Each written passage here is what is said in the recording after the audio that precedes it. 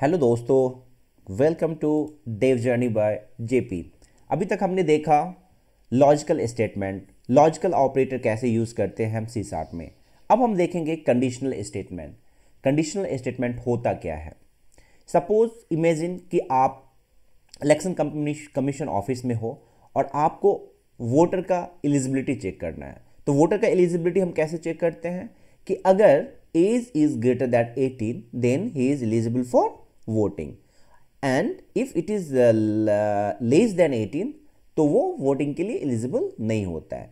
तो एज हमारा पैरामीटर है।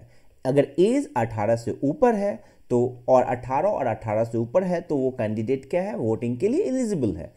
अगर एज वो 18 से ऊपर नहीं है तो वो कंडीशन फॉल्स में आ जाता है। सिमिलर वे प्रोग्रामिंग की दुनिया में भी हमारा इस पैरामीटर को चेक करते हैं यूजिंग द कंडीशनल स्टेटमेंट। तो कंडीशनल स्टेटमेंट पे हम क्या करते हैं, एज पैरामीटर लेंगे और उस एज पैरामीटर अगर वो ट्रू है तो वो एलिजिबल होगा वोटिंग के लिए, अगर वो फॉल्स है तो एलिजिबल नहीं होगा वो वोटिंग के लिए। तो सिमिलर वे ऑफ कंडीशंस हम प्रोग्रामिंग की दुनिया में भी।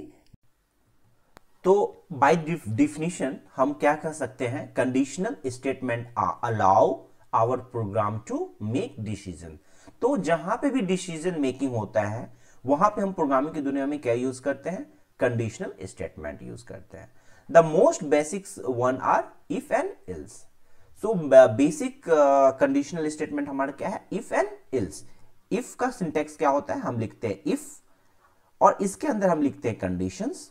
अगर ये कंडीशंस ट्रू है, सपोज सम कंडीशन, जो कि हमने कंडीशनल स्टेटमेंट पढ़ा था, सेम कंडीशनल स्टेटमेंट हम यहां पे लिख सकते हैं। अगर ये कंडीशंस ट्रू है तो ये करली bracket open curly bracket close और इसके अंदर जो भी स्टेटमेंट लिखेंगे ये कंडीशंस ट्रू होने पे एग्जीक्यूट होगा। सो एंड अगर आपको एक ही कंडीशन चेक करना है तो करेक्ट। अगर आपको मल्टीपल कंडीशन चेक करना है, अगर सपोज हमने कहा कि अगर age is greater than 18 then आप वोट के लिए एलिजिबल हो, बट अगर आपको यह भी लिखना है कि अगर 18 से बड़ा ना हो तो क्या होना चाहिए, मींस इल्स स्टेटमेंट। तो उसका सिंटैक्स क्या होता है, सबसे पहले हम लिखेंगे इफ, इसके अंदर हम लिखेंगे कंडीशंस, इसके अंदर कंडीशनल जो भी इफ के अंदर आप एग्जीक्यूट करना चाहते हैं कंडीशन ट्रू होने पे वो statement, then else, else curly bracket open curly bracket close और ये स्टेटमेंट है।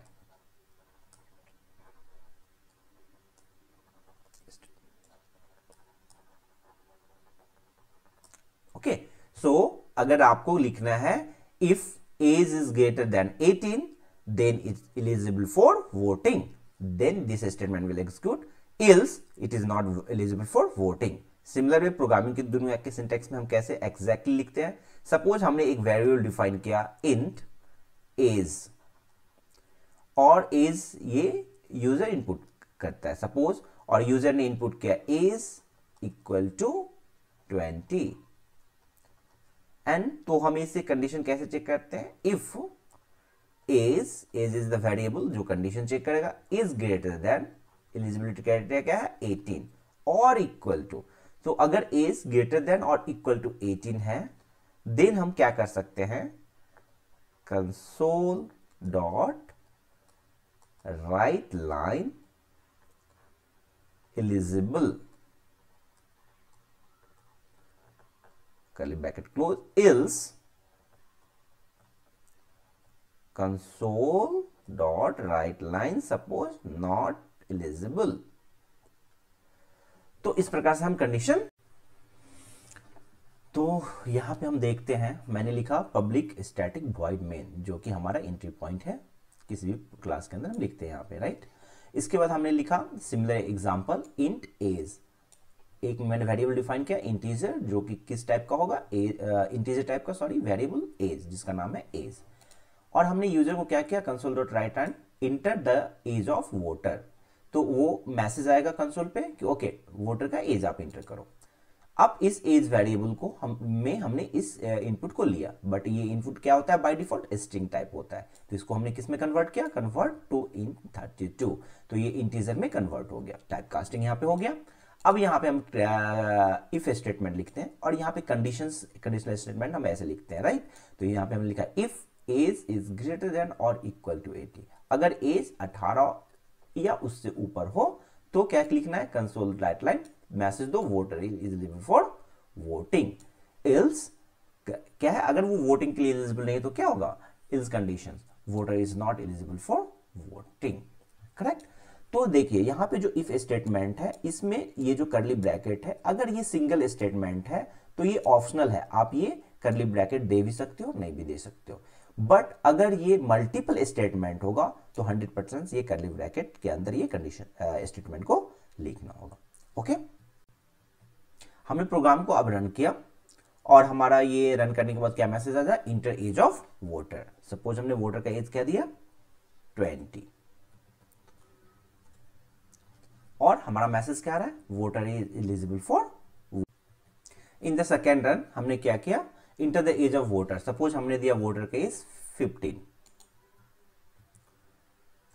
क्या मैसेज आ रहा है, voter is not eligible for voting because इसका एज 18 से बड़ा नहीं है।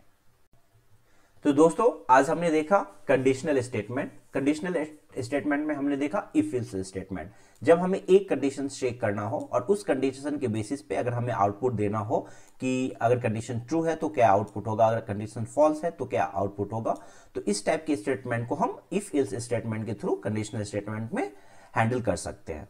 इन नेक्स्ट चैप्टर हम लोग देखेंगे नेस्टेड इफ, मीन्स अगर मल्टीपल कंडीशंस हो तो उसे कैसे हम इफ एल्स स्टेटमेंट के थ्रू हैंडल करेंगे, वो हम नेक्स्ट चैप्टर में देखेंगे। तो दोस्तों अगर आपको ये वीडियो अच्छा लगा तो please like share and subscribe Dev journey by JP. Thank you very much.